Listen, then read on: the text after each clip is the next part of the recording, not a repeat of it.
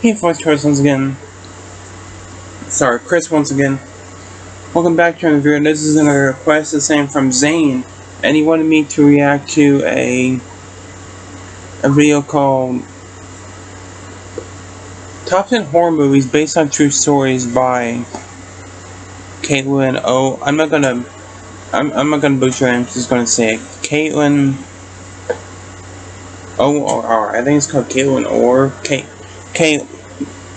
Oh my god. Guys, I'm terrible with fucking names, man. You guys gotta realize that. Her name is Caitlin Orr. Caitlin, if you're watching this, I'm sorry. I don't know how to pronounce her name. I'm sorry. Let's just get right into it.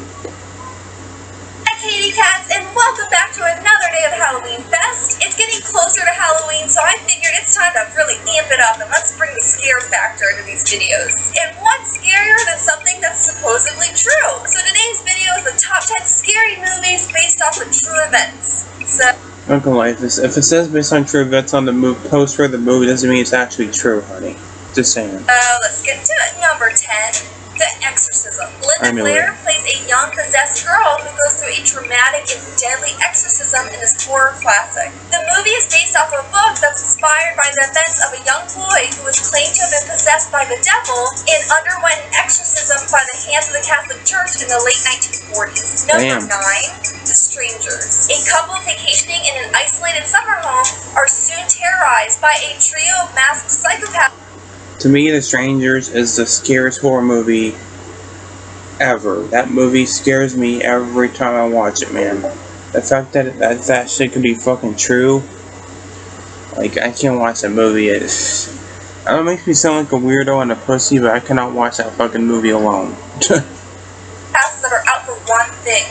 Murder. This movie isn't based off of just one source. The director cites a series of break-ins in his childhood neighborhood for the basis of the plot, and the infamous Manson killings for the basis of his characters. Number 8. Wow. The Zodiac. After a number of mutilated bodies start appearing around the city. The Zodiac? I've never seen that movie.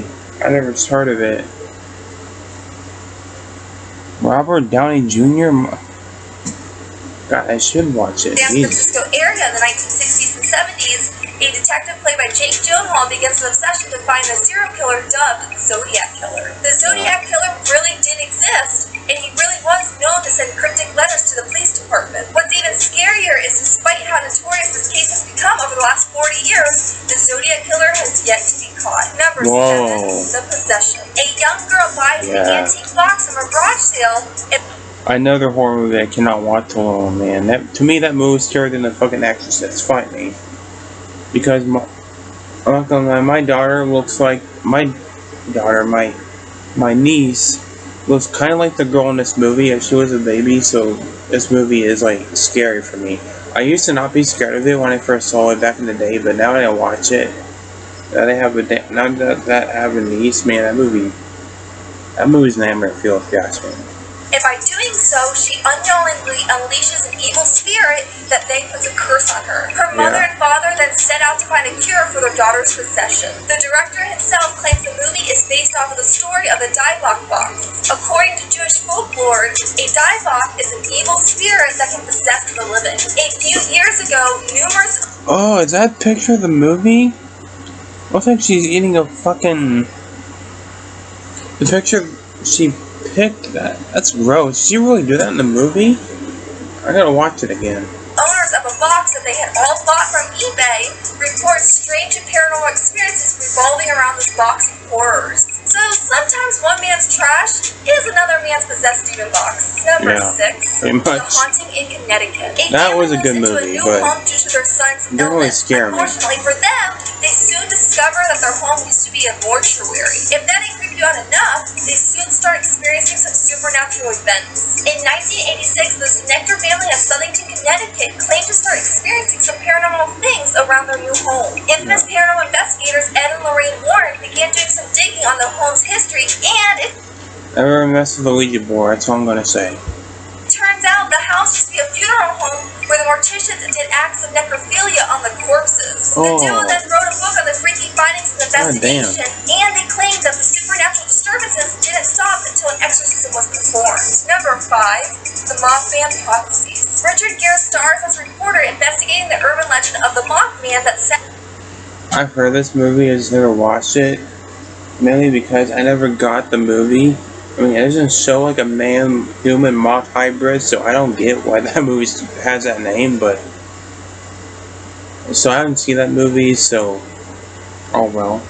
Said to terrorize the town of Point Pleasant in the late 1960s. The Mothman is said to be a frightfully large winged creature that is said to foreshadow tragedies and bring about death. The movie is based off of the book by the same name by author John Keel. The book recounts Keel's own investigations of the Mothman in the late 1960s. He combines different investigations with his own of the mysterious winged creature and other supernatural instances that happened around the town. On a side note, I had watched this movie on a camping trip when I was about 10. Let's just say for a while afterwards, I was claiming to see things in the trees. Number 4, The Conjuring. Patrick Wilson and Vera Farmiga star as a famous paranormal investigating duo. Let me guess, we're going to talk about Annabelle? That is called in by a family that starts experiencing some spooky paranormal things around their new home. The duo in this movie is based off the real paranormal investigating duo, Ed and Lorraine Warren. The movie is based off the Parent family case. The family's house was said to be haunted by the evil spirit of the witch that's Jebda Sheeran, who is said to have lived in the house long ago. Number 3, The Amityville Horror. The Lutz family moves into the seemingly perfect new home at Amityville Horror to have a fresh... All these movies are like haunted house or possession movies. Just about what's in my room, all these fucking dolls, man. I wouldn't be surprised if one of them are fucking possessed. Start. Unfortunately for them, something horrendous is hiding in the basement. This one gets a little confusing, so I'm going to do my best to sum this up as best as I can. Right. The movie claims it's based off the real experiences of the Lutz family, but it turns out that was all just a marketing gimmick by the movie producers. They hired the Lutz family to move in there just so they'd have documentation that the Lutz family really lived there and give merit to their claims. But there really was some scary things that happened in this house to spark interest in the movie anyways. In 1974, Ronald Joseph DeFeo lived in the Amityville house, and that is where he murdered his parents and his 4 other siblings while they slept. So what the movie claims is real isn't, but there really was a mass murder that happened in this house. Number 2, The Exorcism of Emily Rose. The movie revolves around the courtroom proceedings of a priest on trial for the death of a young woman played by Jennifer Carpenter, who he had performed an exorcism on. The priest performed an exorcism on this young woman, and it resulted in her death. The movie shows flashbacks of the... It's been a fucking decade since I've seen this movie. Like I said, another movie that really scared me so bad that I still can't watch it. The hellish things that happened before and during the exorcism. Even though there's pictures of her during the exorcism all over Google, I'm not going to be showing any pictures of her out of respect to the deceased. This film is based off the alleged demonic possession and exorcism of a 23-year-old German girl. In 1975, 2 priests performed a 10-month-long exorcism that resulted in her death of malnutrition and dehydration. In reality, 4 people in total were charged and convicted of negligent homicide, including her parents. Coming in at number 1, An American Haunting. Set in 1818, the movie... Never heard of this movie either. All these are like haunted house movies. You didn't...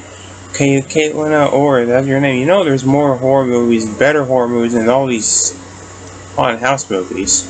Follows the experiences of the Bell family with a supernatural entity. It's the only case in U.S. history where a spirit is said to have caused a man's death. The movie is based on the legend of the Bell Witch that can be traced back to Tennessee in the 1800s. According to legend, John Bell was poisoned to death by a ghost. Freaky enough, his death is actually documented as being caused by a ghost, the only case in all of America where that is the cause of death. Everything from a witch can kill you to a box that can possess you. We've covered a lot of scary stuff today. It's going to be a little hard to sleep tonight. Thank you guys so much for watching another day of Halloween Fest. If you like this video, give it a big thumbs up, and don't forget to share this video on any and all social media sites. Also, if you're not yet a Katie Cat would like to become a Katie Cat, who's not a Katie Cat? Hit the subscribe button to see more videos. Bye! Alright, that was the video, I believe. I like her. She's pretty smart. Hopefully she's still doing well. This video was like 2014, so hopefully you're doing well. Yes, a couple of those movies I haven't seen, the last one, or the Strangers, The Possession. I cannot watch because those movies, when I first saw them, they scared me so fucking bad. I didn't want to watch them a second time. By the way, do I have that movie? Yes, I fucking do.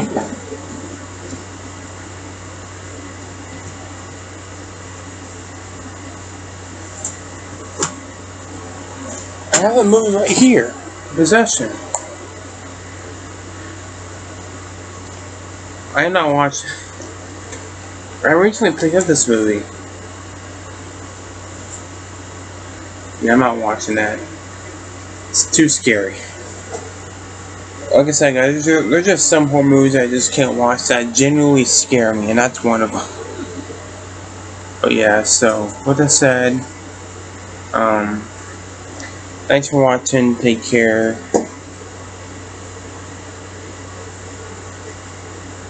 The fuck was that? I'm gonna go check that out, investigate over there, and see which one of these fucking dolls did that. And I'll see you guys in the next one. Bye bye. Fuck was that?